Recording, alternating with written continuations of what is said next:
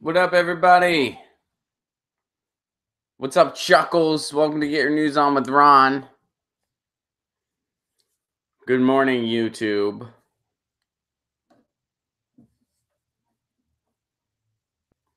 Let me go ahead and move my coffee over.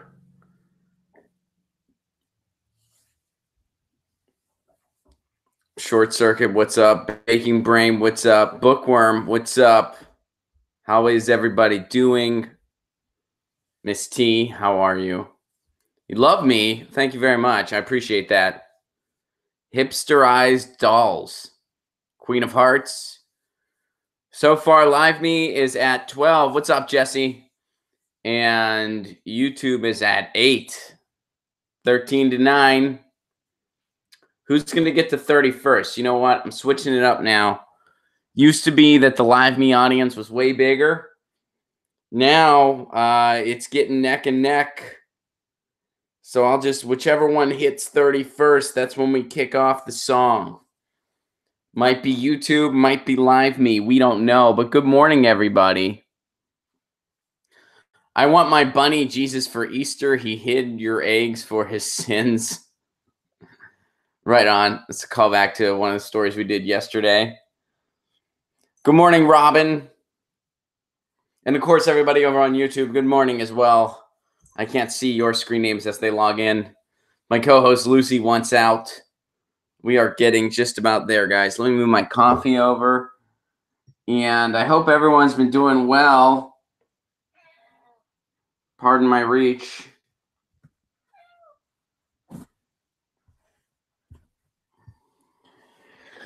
Actually was experimenting with a different microphone and for some reason couldn't get it to participate with the stream. I got to work on something. I got to figure something out. Guys, I was really hoping that today was going to be the day where we figured out the audio issues with the songs and we were going to solve that problem, but unfortunately I gotta figure out what's going on, man. I have my roommate got this really nice microphone, but for some reason I couldn't get it to work with the stream. I tested it a bunch of times, wasn't happening.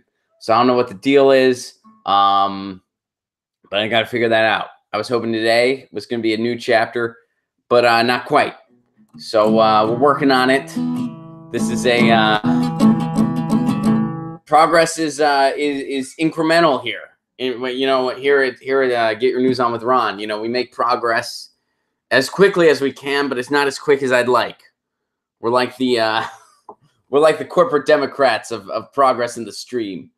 Help me become a Bernie Sanders, you guys, when it comes to stream progress. I want to be a Bernie Sanders.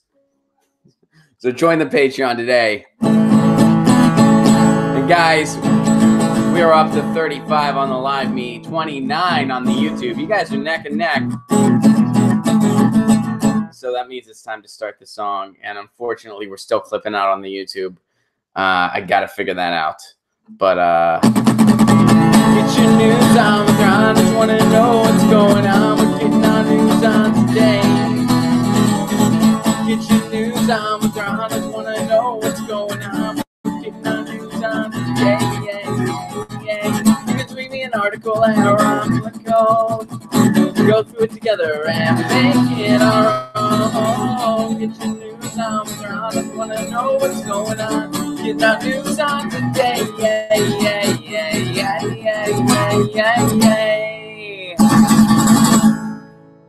Welcome to Get Your News On with Ron, the world's first viewer-curated streaming news show. What does that mean? That means you guys tweet me articles, and that's what we talk about, and that's how we do it. And, you know, working on that next chapter as far as figuring out the audio and the video, but we're taking it one step at a time. And you guys are troopers, man. We're the few, we're the proud. And here we go. Lucy wants out. Happy Thursday. Happy Ides of March. Guys, it is the Ides of March. It's when Caesar was stabbed, and Shakespeare wrote about it later. And St. Patrick's Day is coming up. And that's pretty much all you need to know. As far as I know, beware. Jesse says beware. She's right. Beware, beware the Ides of March. And remember the 5th of November. It's a Guy Fawkes thing. So, yeah, if any of you guys have some cool plans.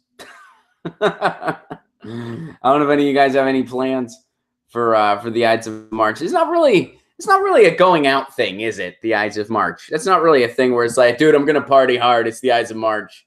Does anyone do that? Serious question. Does anybody, let me know. Jesse, do you party for the Ides of March? Does anybody over on YouTube or Live Me, do any of you guys, I don't know of anything, I don't know of anyone that does that. We should start that, though, Jesse says. I agree with you. We should. Balthazar, thank you so much for the Super Chat contribution.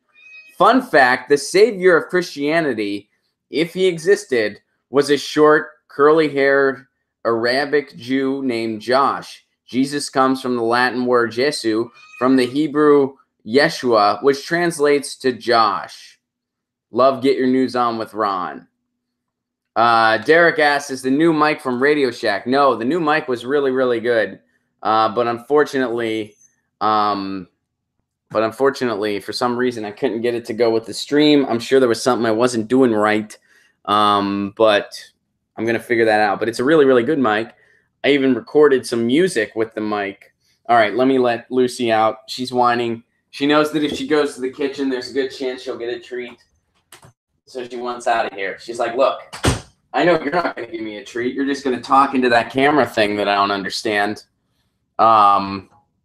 Does your computer recognize the mic at least? Joe's asking. Yes, it does. It was recognizing it, but it wasn't picking it up. I don't know. I gotta figure that out. But hey Ron, why did you impose sanctions on Russia today? Trying to start a war or something? Yeah, right. I'm pretty bummed out about that actually. As a regular on an RT show, I guess we'll see how all that unfolds. My savior is Josh sounds a bit lame, Jesse says. Thank you for the fun fact, Balthazar. I actually never knew that, that it translated to Joshua. And I feel you. That is kind of funny. Like just 12 people are following. Like, we're going to follow Josh around. Is this, what are we doing at dinner tonight? I don't know. Josh says it's like his last meal or something. One of us is going to betray him. And then Judas is chilling there like, man, Josh, he's got some insight. Josh gets it. Josh, man, he's trippy. Jilly got no notice again. Good morning. Good morning. And unfortunately, that's a very common story. YouTube's not sending out notices. Even Live Me doesn't do the best of jobs sending out notices. Balthazar, thank you very much for the Super Chat contribution. And Balthazar says, I order a Caesar salad on the Ides of March. That sounds delicious. Imagine Josh was just a random dude who people glorified. That's pretty much what's going on. Guys, I have a question. I want to start out today's stream, the topics for today's stream, with a question that I was wondering about last night when I was talking to some people. I was talking to my roommate Pasta and his co-host Fiorella, and I don't have an answer for this exactly, but it's something I wonder about, and I'm curious to know everybody else's thoughts, so please do weigh in on this. As far as the progressive movement goes, as far as trying to institute actual progressive change in this country, are we not giving enough consideration to green entering? Some people are dem entering, some people are dem exiting, some people are DSA entering, some people are just kind of taking up causes in general and kind of working with outside of the system. I think that's kind of where I fall. Some people are Republican entering. Look at what Sam Ronan is doing. Should we be giving more consideration? And I know some of you are already Greens. So, you know, by all means, weigh in on this. But should we all be, what if we all just green entered? What if everybody, a DSA, SA, you know, like progressive Democrats that are sick of the party's strangle on progressives, What if we all just green entered? The Greens already have the structure of a party in place. And if we all green entered, it would get a lot bigger, right? Should we be more strongly considering green entering? And I don't know the answer to that. I mean, I don't like, I see pros and cons to it. I know that when Convergence was going on, Jill Stein and some folks like her were kind of tweeting saying, hey, now is the time. Now's the time to green enter. You know, there were some people like during Convergence, they were like, look, you guys are trying to draft Bernie. We get it, but he's not into it. Now's the time to green enter. Should we really strongly consider green entering? And again, I see the pros and cons to it. Convo Couch says, hate to miss your show tonight, but you go rock, sir. Thank you very much, Convo Couch. Which, by the way, for anybody in the Los Angeles area, for everyone in the Los Angeles area, I got a show tonight at the Sycamore Tavern at 7:30 p.m. It was 8 p.m., but we had to switch it to 7:30 p.m.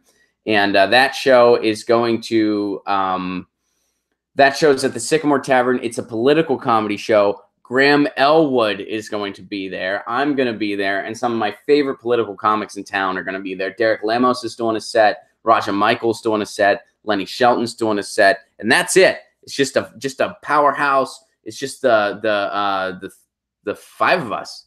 I wanted to say six, and then I was like, wait a second, there's not a sixth person. Dude, just the five of us rocking out a quick show. If you're thinking, man, Ron, I got work the next day, guess what? That show's going to be over by like 8:30, 9 o'clock because there's a show on after us. So come out, 7:30, tweet at me, and I'll put you on the guest list. It's that simple. Tweet at me at Ron Placone. I'll put you on the guest list. So some of you guys are weighing in on my questions.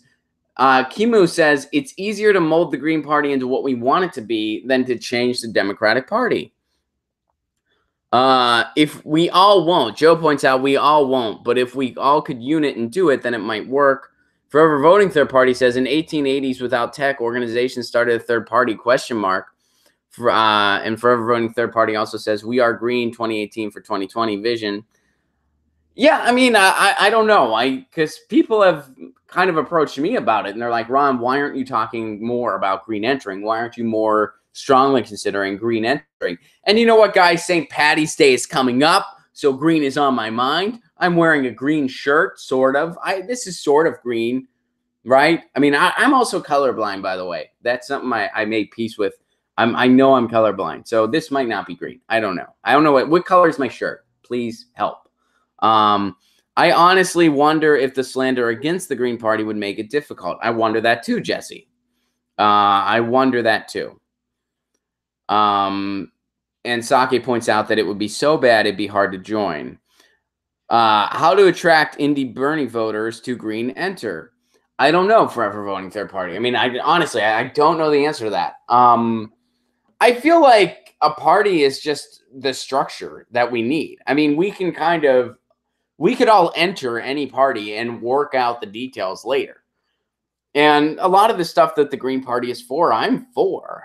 There's a few things where, I've been a little disappointed. The fact that they're kind of neutral on guns, at least they were in California, that was upsetting to me. So there's a few things to work out. And I think there's some more kind of outreach to be done. The Green Party, it's been around for a long time, but it's kind of been always a little insulary. So it has a certain stigma that whether that's deserved or not, that's a different conversation for a different day. But it exists. So would green entering maybe not go the way we want it to? Maybe not. Or maybe it could. Maybe instead of starting a whole new third party from scratch, really giving a big old facelift and really giving a big old push to the Green Party is a more feasible approach. I don't know. I don't, and I know that's something you're not supposed to say the words "I don't know" on a live stream, like when you're doing a show. You're not supposed to say that. But this is for instance where it's like I don't exactly know what the right answer is. I do feel like changing the Democratic Party from within is really we're swimming up a creek without a paddle. I mean, it's going to be difficult and near impossible because they have structures in place to make that impossible. They don't want a progressive takeover. So they're going to try to do everything that they can to prevent it. So, I mean, and you look at the powers that are put in place, super delegates, and they don't want to reform. You know, there was a reform commission that got changed to the Unity Commission. And I have a lot of respect for some of the people involved with that are trying to push it in a progressive direction, like Nomiki. I like Nomiki a lot. But, I mean,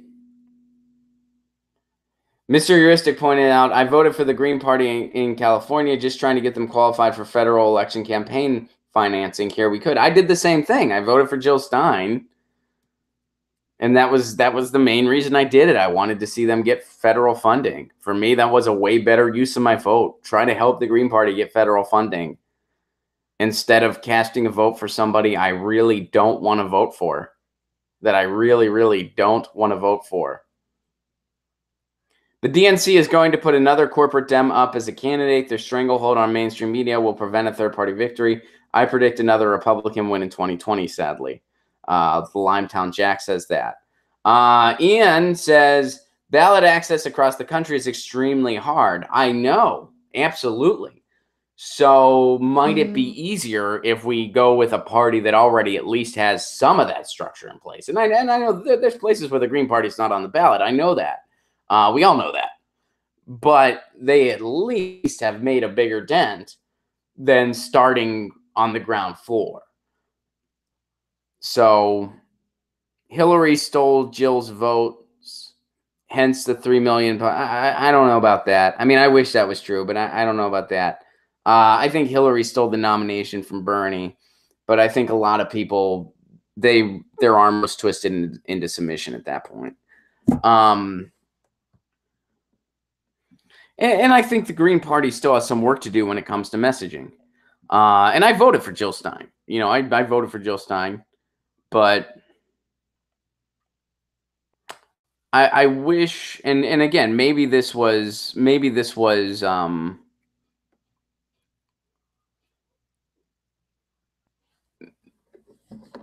course, this is easier said than done, and I acknowledge that, but I wish that the Green Party somehow could have capitalized on Bernie's momentum more. And again, I'm not wagging my finger because I don't think I would have done a better job. I really don't think I know I wouldn't have, and I know people that, worked on Jill Stein's campaign. They're very brilliant minds. But I wish somehow they could have capitalized on that more. And they could have, gotten to, at least gotten to the percentage to get federal funding. The Socialist Party USA uses podcasts to help get the word out. Yeah, it's not quite enough. It might be a good strategy for the Greens. I hear you, Jesse, but yeah, we gotta, you really have to have a ground game. You have to have strong representation at all levels, including the local level. The Greens don't really have that. So again, I'm not, we don't have to have a right or wrong answer or a definitive answer right now, but it's something that I don't know. It's something that I kind of ponder a little more. Why don't we consider Green entering a little more? Prybite, thank you very much for the super chat contribution. And Prybite says the Reform Party used to be called the Independence Party. Maybe rebrand Green Party as a People's Party. Yeah, I'm with you. I think that would actually be really cool. In fact, maybe that's what I would like to see the most. Maybe what I would like to see the most is I would like to see the Green Party adopt a broader, different name, like the People's Party, which Nick Braun is trying to do, and then we can kind of build from there. That'd be amazing. I didn't mean it. I know you didn't mean exclusively. Jesse, I thought you meant we're going to exclusively use podcasts and nothing else. I want to do a video vlog. No, audio only. I know you didn't mean exclusively. It's almost impossible. Ian points out it's almost impossible to get ballot access as a minor party in some states. Right. Yeah, I mean, these are all factors, and these are all good points. The Labor Party built on the popularity of Corbyn, Jesse points out. So what the Democratic Party could have done is built on the popularity of Bernie Sanders. They chose not to. In fact, they chose to do the opposite. They chose to distance themselves. So wouldn't it be great if we had an actual left-wing party? We don't have a left wing. I mean, we know that. I'm preaching to the choir. We do not. We have two right-wing parties in the United States. We have a fringe right-wing party and a center right-wing party, and that's being generous, calling them center. Those are the two parties we have. And again, if that represented the people that lived here, we'd have to just kind of acknowledge that, well, we really got to change up a lot of things and try to get more people onto our point of view. But the thing is that's not really reflexive of the people that live here. Not at all. We're actually a much more progressive country. So yeah, we do have a left-wing party, the Green Party. Okay, we don't have a left-wing party that has power. There you go. The Greens do not have power. So we do not have an actual left-wing party that has power. Over in the UK, Labour Party has gone further to the left because of Jeremy Corbyn.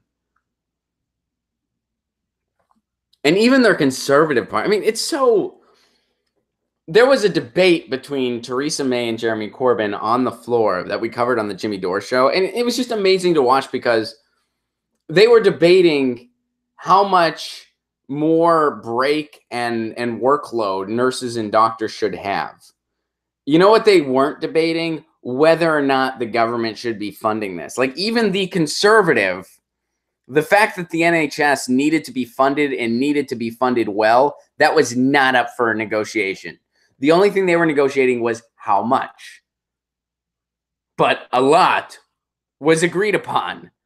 I mean, do you see how different that is? Like even their conservative parties are to the left of us. I would say, and again, I'm not totally fluent in British politics. But when it comes to healthcare, even the Tories are to the left of the Democrats. I mean, it's ridiculous. So anyway, Bluebell points out we need a Labor Party. Troy, thank you very much. And Balthazar, thank you guys both very much for your Super Chat contributions. Balthazar points out Dems still have too much control. If we take their control of debates and implement ranked choice voting and multi-party systems are way easier to implement. Absolutely. Any alternative voting method, ranked choice or otherwise, would really make third parties more accessible. But, that's another long road as well. Troy points out we need to meet with like-minded people and start planning a takeover district by district, county by county, state by state. I agree. Should we do that within the Democratic Party, try to hijack it, knowing that there's going to be some hurdles of those with power trying to prevent us from do that? Or should we do it with the Greens? Or should we just do a totally new third party altogether? We the people can be as mobile as the 1800s, green as the Labor Party. I agree. I mean, there was a time where people thought the Whigs were going to be around forever. They weren't. And the Republicans have. And you know what? It was like a 6-year turnaround time. So yes, it can be done. And honestly, there's a chance we could even do it quicker. This was back in the day before they had the internet, right? Like this is back, they didn't even have telephones. This was a long time ago. So, we might be able to do it in like 2 to 3 years, maybe even less. I mean, yes, there's ballot access and stuff like that. So yeah, I understand there's administrative hurdles. So yeah, it's not like we're I'm gonna put out a tweet and then we're gonna be good. Like I obviously that's not how it works. Be funny if I thought that. You guys are like, wow, Ron really took too big of a dose of optimism this morning. He thinks that everybody tweet at the same time, and then we'll take a poll on what the party's gonna be called. Then we're good. I'll text Nick Rana, tell him we figured it out. I think the Greens might get a congressional seat this year. That's exciting. Joe points out that is. It worked for Trump, according to the Dems. It's a good point. It's an interesting point. Although Trump dabbled for a while before he like really committed. He did dabble for a while. So there is that. The Tories, David points out the Tories are probably to the right of the Democrats, but not as crazy as the Republicans, but just as corrupt. They're certainly corrupt. Are they to the right of the Democrats? I don't know. I mean, I'd have to break it down issue by issue. I think when it comes to healthcare, they are not to the right of the Democrats. I would say the Tories are not to the right, at least based on what exposure I've had. The Tories at least agree that everybody should have healthcare. The Tories at least agree that the NHS should exist. I mean, yeah, they're trying to do some right-wing things to their healthcare program, making it more American-esque. That is happening. But at least in the debates I've seen, they're at least not calling for the elimination of it. So I would say that the Democrats aren't even interested in universal health care. What's up, Winkle? Thank you so much for the star points. Hope you're doing well. Look forward to seeing you tonight at 7:30. The elections this year will let us know if there's any hope working through the Democrats. I think they are over, though. I kind of think they are, too. I really do, because they have no interest in changing. They have no interest in changing. All right, guys, let's get to some articles. So that was a fun discussion.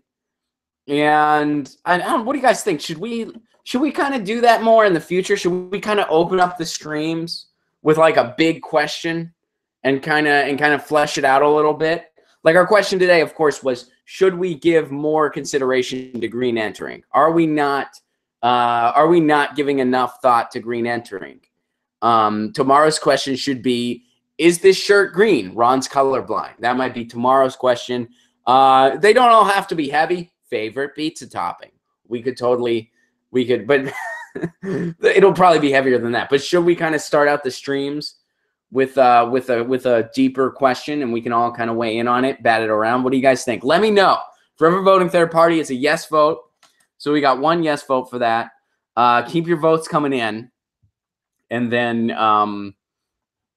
we'll talk more. We'll talk. I don't know. Then the pineapple people will come out. Jesse says pineapple is delicious. It does not belong on pizza. Jesse's a yes vote. Joe's a yes vote.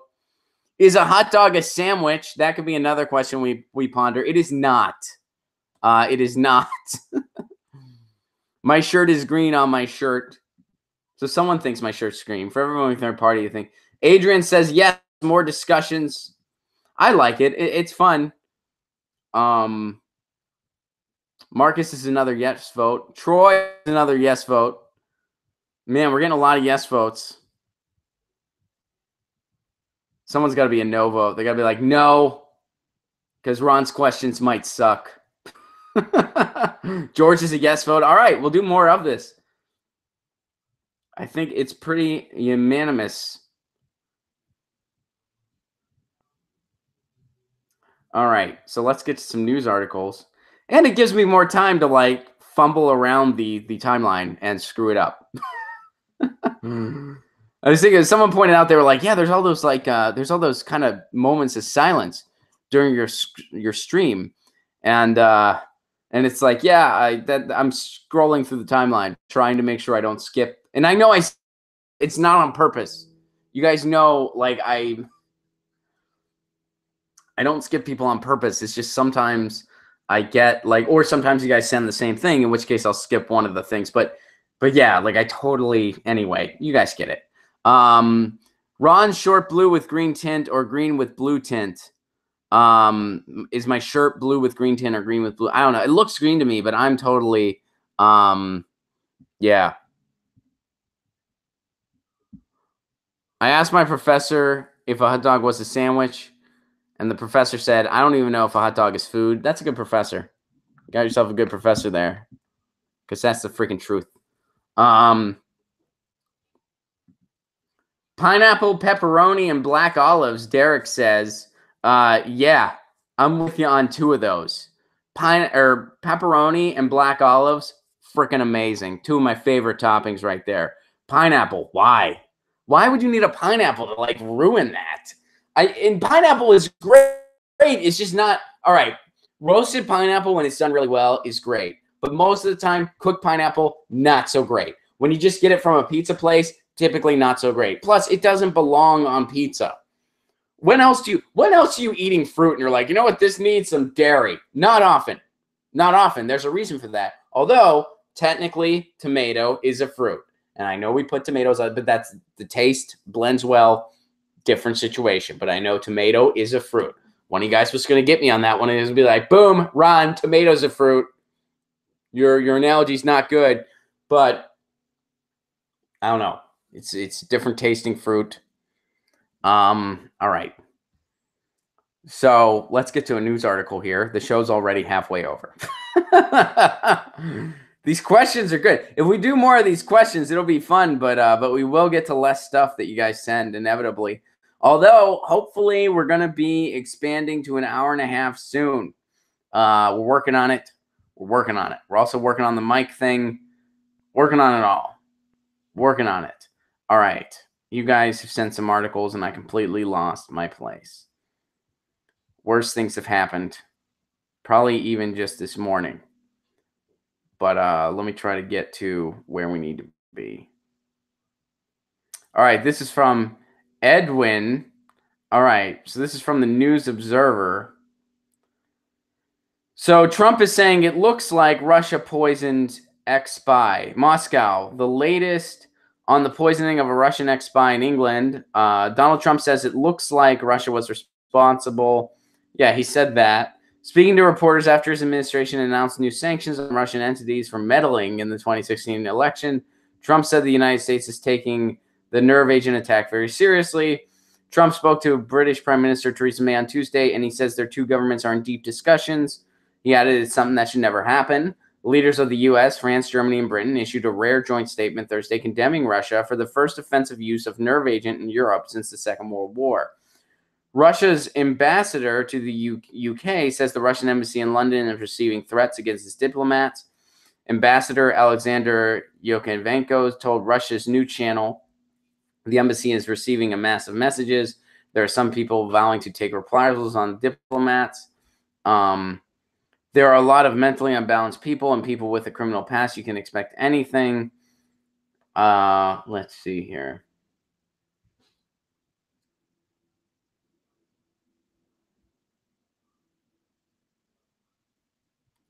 So in a rare joint statement, Trump, Macron, Merkel, and Theresa May says there's no plausible alternative explanation to Russian responsibility.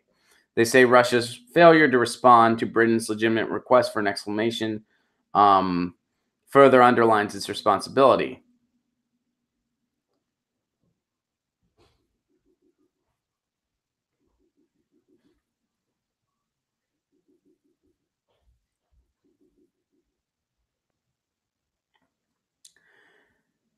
So, Russian Foreign Minister Sergei Lavrov says that Britain's refusal to produce proof of Russian involvement indicates its absence. Let's see here. He charged that, well, Russia had no motive to poison the ex-spy if foes were seeking to use the incident to try to derail the Soccer World Cup hosted by Russia this summer. He also charged that the provocation with Skripal helps British cabinet distract public attention from its failure to win favorable conditions. So let's see here. Let's see if there's anything that kind of hasn't hit the pavement already. Because a lot of this, I mean, more or less, it's kind of just like, okay, we don't have any conclusive evidence. We're thinking Russia definitely did it, and we're already acting as if they did, which I don't think that's right. I think you should not shoot first and ask later. I think you should ask first, figure it out first, and then act. I just think that's how we should conduct ourselves as a world. Because, you know, war's bad, right? I mean, like why is this? I mean, these aren't. And I'm not trying to oversimplify it, but really it's like, okay, let's find out what we're dealing with before we act. But, you know, there's such a strong anti-Russia sentiment right now. There's such a strong Red Scare going on. There's such a strong hysteria going on, especially here in the U.S., which is bleeding over now, that, you know, people kind of shot first and asked later. And usually when that happens, the results aren't good. Usually we go into illegal wars when that happens. She said it would be strange for Russia to be so reckless and stupid as to poison Scrapple, knowing what outrage it would cause, which makes sense. The motivations don't add up. So I think that to say without a doubt we know who did this, I don't. It seems like we certainly don't know yet, unless there's something breaking that we're missing here on the stream. That's of recording this in real time. So, yeah, I think we're still waiting here. And so let's go to Jesse's article. And Winkle points out, if this is true, they are the most incompetent spies ever. That's another point people have been making. They're like, look, this is not, if this was some kind of spy execution, they really screwed it up. And they're pretty incompetent. This is from popularresistance.org. Jesse sends this in.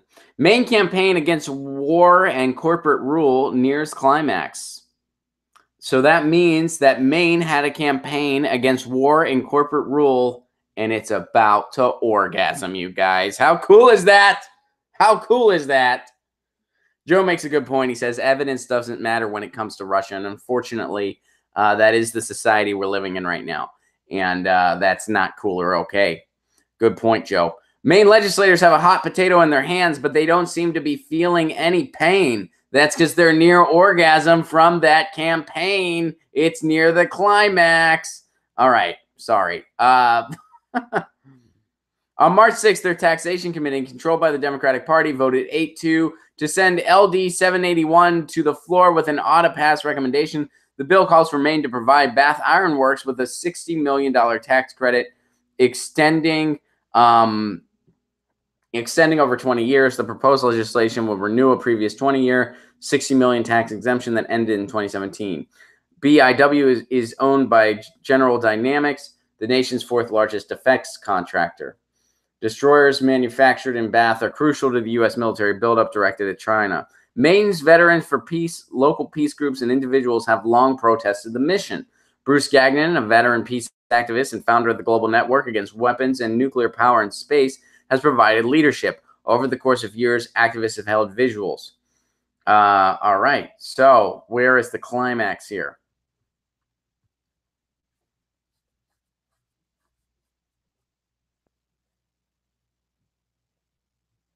So they're doing a hunger strike. In any case, the 27 protesters at the State House were unable to sit in on the taxation committee's deliberations. Some 40 BIW employees were filling the seats, and signs were in place directing other would-be spectators to an overflow room. So they stacked employees to prohibit dissent, basically.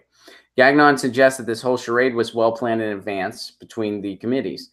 He cites a retired BIW employee who claimed the workers were paid overtime for being at the work session. So Gagnon now is having a hunger strike, and that will continue until the legislator takes a final vote on LD 1781. Over in Maine, they really do get out on the streets. That's something they do over in Maine. And we'll see what happens here.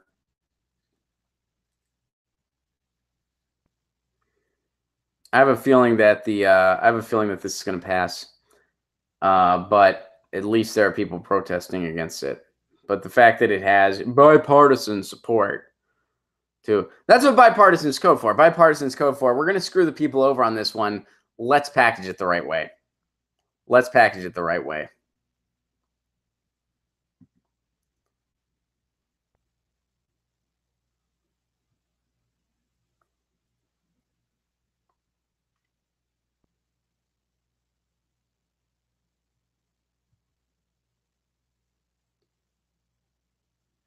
So this is from the AP. We're over to Uppity Bumpkin's article. Let me go ahead and give it a Get Your News On with Ron retweet.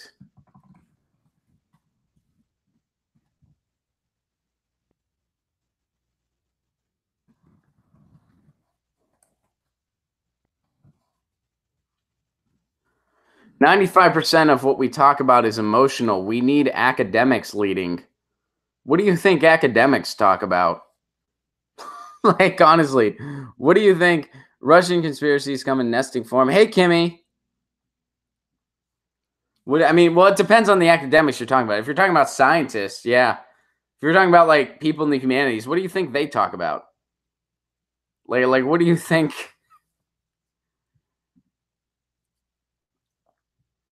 All right, U.S. says Russia hacked the energy grid and punishes 19 for meddling. Okay.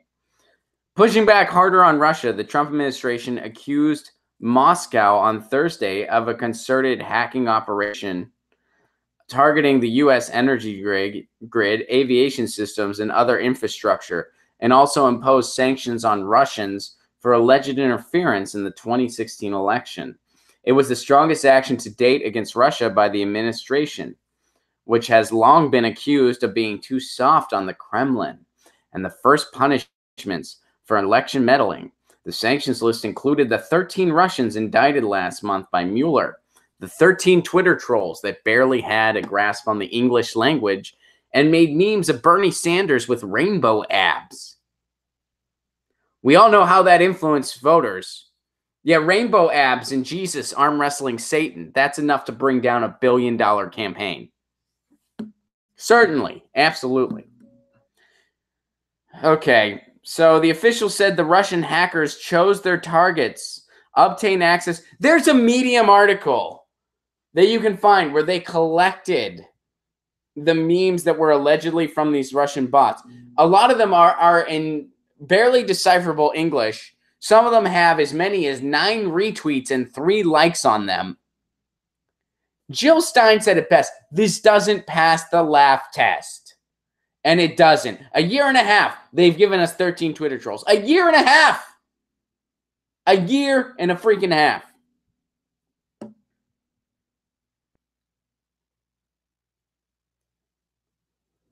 So here's what Homeland Security says. The hacking effort was a multi-stage intrusion campaign by Russian government cyber actors who targeted small commercial facilities networks to gain access and plant malware.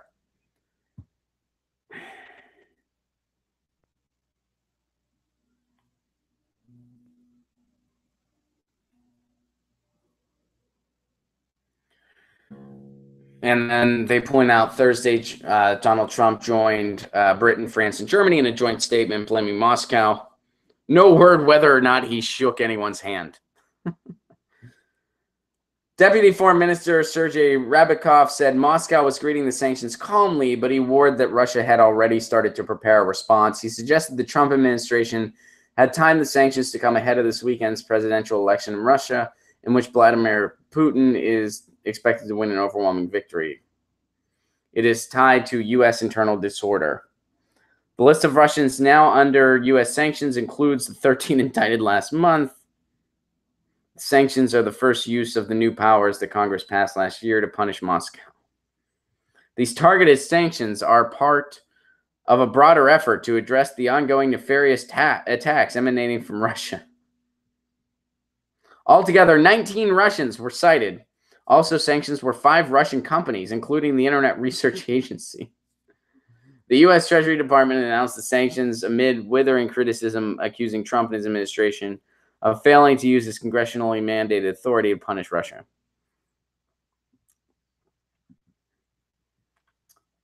Stephen points out, I didn't want to be a paid Russian troll, but they said I could make memes, so he couldn't resist.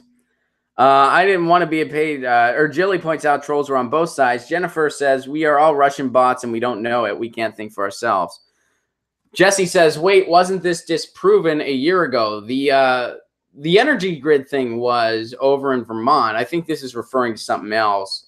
And a lot of this is allegedly still out there. They don't have definitive proof.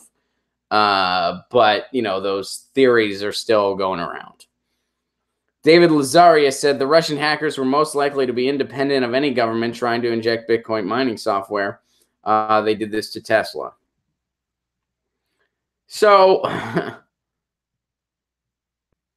HRC is confirmed Russian bot, B-O-U-G-H-T. I like to play on words there, Saki. Well played. This is just another lie, Jesse. Kimmy adds. Lucy wants in. So maybe I'll let her in a little bit. She'll just want to leave shortly, though. So now Trump is being more strict on Russia. People will still call him a Putin puppet anyway.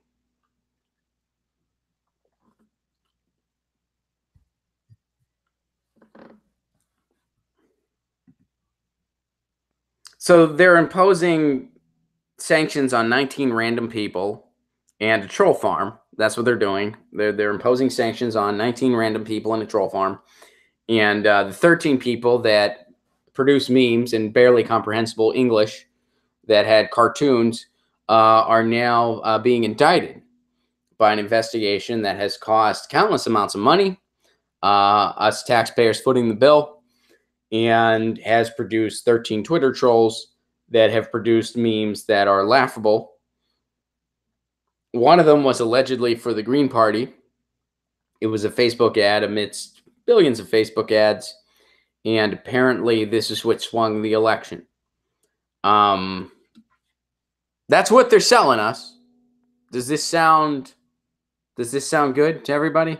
Does this sound... And now Trump's reacting to it amidst pressure. So, instead of trying to forge some kind of diplomacy, and yeah, this doesn't mean I like Putin. I don't. This doesn't mean I like Trump. I don't. They're both shady oligarchs and deceptive oligarchs. Would I rather see them not start a war with each other? Yes. How is this so hard? All right. Well, thanks for sharing this. And Land of Oz sent a similar article. Affaball says, I like hockey. Russians play hockey. I guess I'm a bot. I thought that too, because the morning before I went on Crosstalk, or excuse me, the evening before the morning that I was going to go on Crosstalk, I went to a hockey game. My favorite hockey player, Evgeny Malkin. He's Russian. I was going to see a Russian hockey player, and then I was going to go on Russia TV the next day. Clearly, I'm a spy.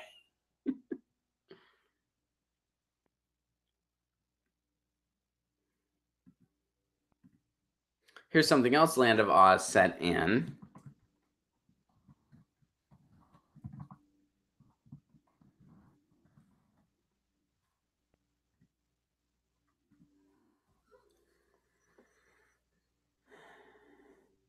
Senate votes to roll back parts of Dodd-Frank banking law. The Senate on Wednesday passed sweeping changes to a swath of rules adopted in the wake of the 2008 banking crisis.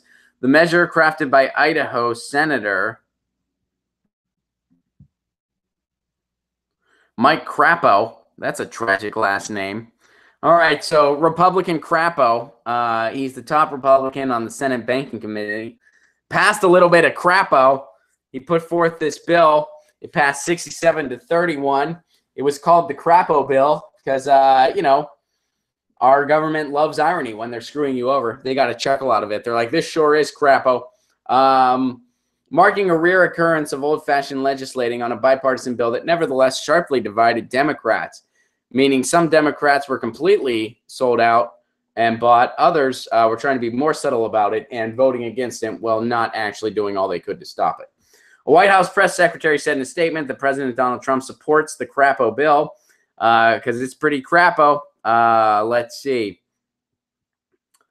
The bill shows we can work together and do crappy things to make a difference and make people's lives crappier across the country. Remember, everybody, they're going to reach across aisles and screw people.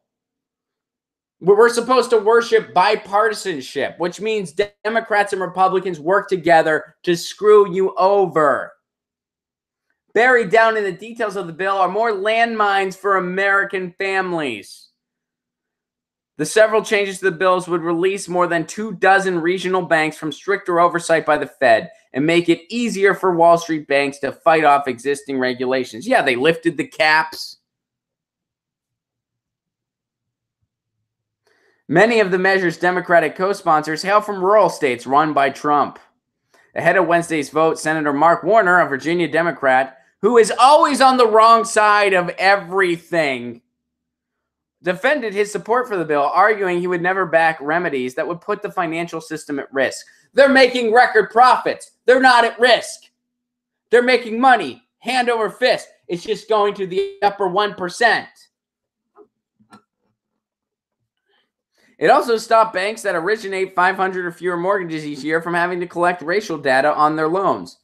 So if you're a small bank, you go ahead and be racist. We don't care. As Paul points out, he's saying call out Schumer because Schumer refused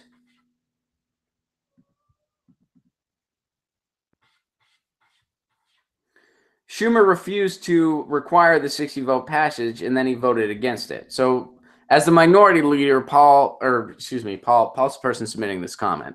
Chuck Schumer is the person we're talking about. Chuck Schumer could have done more as the minority leader to require the vote threshold. He didn't do that. He didn't tell his constituents to vote against it. He voted against it himself to show face. This is theater. It's theater. Schumer is as corporate and anti-progressive as anyone. He absolutely is. It's not just progressive who have highlighted negative consequences. The nonpartisan CBO weighed in on his take on Monday before the initial vote and came to the conclusion that the bill, if passed, would increase the chances of another 2008-style collapse. Yes.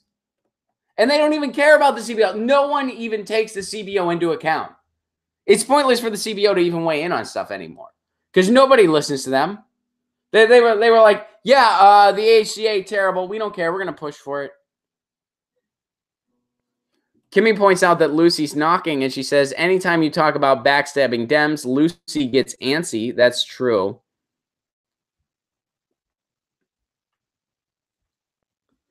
Kimmy also says, by the way, you multitask better than any man ever. Thank you, Kimmy. I doubt that's true, but I appreciate it nonetheless. Schumer is a garbage human being, Jennifer says. Schumer is a garbage human being, especially after that speech. I'd imagine you're referring to the speech where he said that people in Palestine don't believe in the Torah, and that's why there's not peace. And yeah, it was borderline fascist, some of the stuff he was saying. Okay, so there you go. Republicans and Democrats work together to screw you hard. They rolled back regulations they shouldn't be rolling back. And what is it going to lead to? Likely another collapse. And they don't care. And Chuck Schumer could have done more. He didn't. He didn't do it. He could have done more as the minority leader to require a threshold. He didn't do that. He could have encouraged his constituents to vote against it. He didn't do that. Or his colleagues, excuse me, to vote against it. He didn't do that. He voted against it himself to show face because he knew it didn't matter. That's what happened. That's what happened. All right, guys, we got to roll out here. We are almost out of time.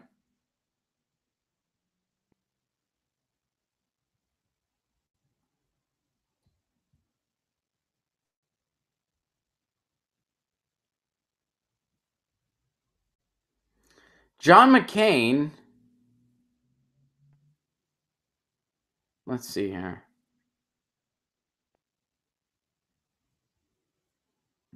We only got time for one more, and I'm trying to go in order here.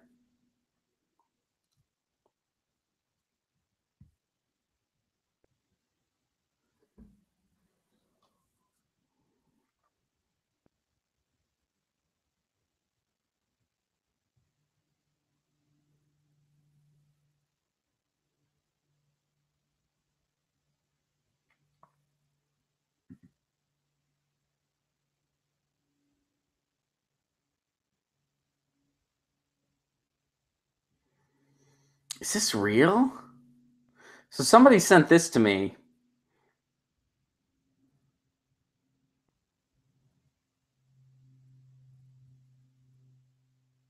Oh, this is from a while ago. Revolution song request. You got it. We'll do it. We'll totally do it. All right, we're going to end on this. You know what? Let's end on a question. There's a lot of stuff here, and I'm not sure I'm not sure who was first. And some of you guys have sent similar things. So let's actually end on this. This is from Rich in Minnesota. Not a news story, but are you worried about carpetbagger progressives? And Rich goes on to define what he means by that. Centrists who use all the hopey, changey language to get elected, but then back to business as usual after the election. All right, so everybody weigh in on that. Yes, I am, of course. Centrist who use all the hopey, changey language to get elected, but then back to business as usual after election. I'm most worried about wolves in sheep's clothing. And what I mean by that is people who claim they are progressive but are not. And we try to do our unmasking of that on this show and in other shows. That's the biggest worry. When people run on a moderate to center right platform, you know who they are. And corporate progressives are real and are a threat, as Stephen points out. Because when you really have a wolf in sheep's clothing, you're basically making yourself susceptible to further sabotage. I'll use my state as an example. Here in California, we don't have single payer because of Anthony Rendon, basically, because of Anthony Rendon, who claims he supported single payer, claimed to be a progressive, and then screwed us, honestly. So that's an example of your wolf in sheep's clothing. That's a faux aggressive. David says Obama was one. Now, here's something odd. I disagree. I don't think that Obama was a moderate. I mean, Obama was, and again, I don't know, people that were like, Obama was going to be our FDR. I'm like, did you read his platform? He was always moderate. You know, when Obama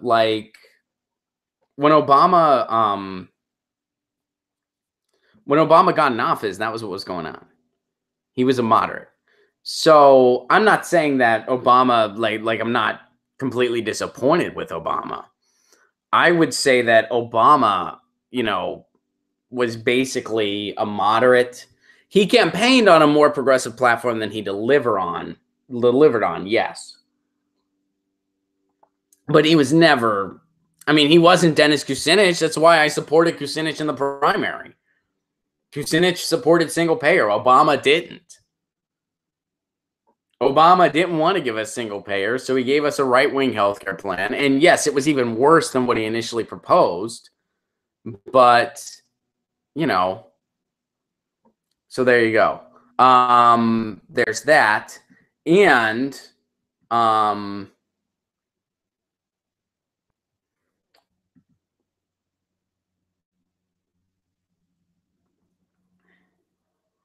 let's see.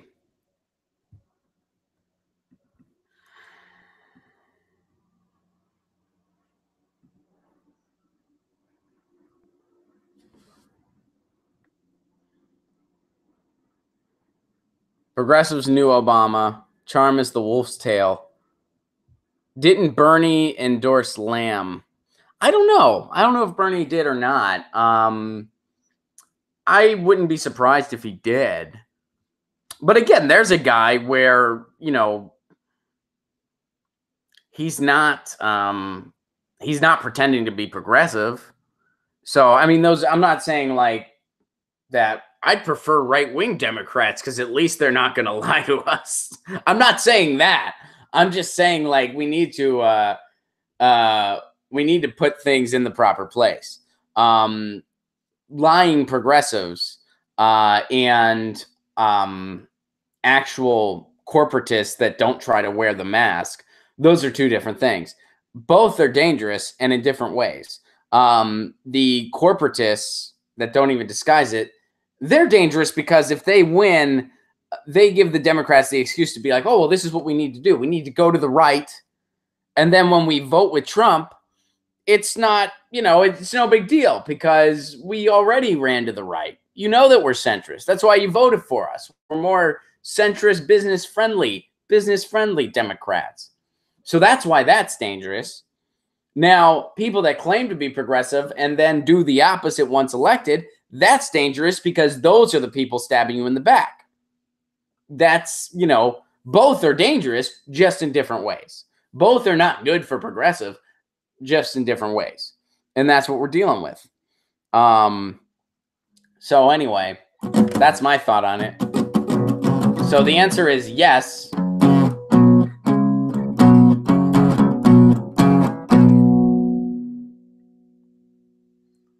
The Jimmy Dore Show. Thank you so much for your super chat contribution. Why don't you make fun of Trump? Obama is not president. Why do you love racist right-wingers? Because I'm paid to do that. All right, guys. Thank you guys for your participation. I appreciate it very, very much. Yeah, you guys are great. I got to sign off here, but I will see you all tomorrow. And here's the deal. We have Allison Hartson coming up. Hold up. When is Allison Hartson happening? Allison Hartson's coming up on March 21st. March 21st, we got Allison Hartson. And that's going to be a lot of fun. Tomorrow, we don't have a guest. I know sometimes we do a guest on Fridays. But tomorrow, no guest. No guest, you guys. Which is fine with me. But yeah, we had a couple things fall out this week as far as guest goes. A couple people. We do have a maybe, but, you know, ain't happening as of right now. So, guys, thank you guys very much for being a part of this. This has been Get Your News On with Ron, the world's first viewer-curated streaming news show. What does that mean? That means you guys tweet me articles at Ron Placone, and that's what we talk about. And I know, as the Jimmy Dore Show points out, I need to talk about Trump more, and I need to make fun of Trump more. And Obama's not president. You guys get it. Thank you guys very much. Get your news on with Ron. I just want to know what's going on. We're getting our news on today. You can tweet me an article at Ron Placone.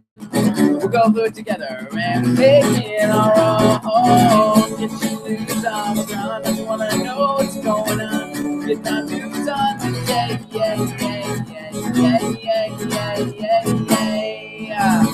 Thank you guys so much. This has been Get Your News On with Ron, the world's first viewer-curated streaming news show. Follow me on Twitter at Ron Placone. RonPlacone.com. Got more dates. I'll be at the Sycamore Tavern tonight at 7:30. Come there. Tweet at me to get on the guest list. Patreon.com/Ron Placone if you are so able. Help us get some new equipment up in here. Help us expand to an hour and a half. I will see you tomorrow at 10 a.m. Pacific Standard Time. I love you all very much. Until then, peace.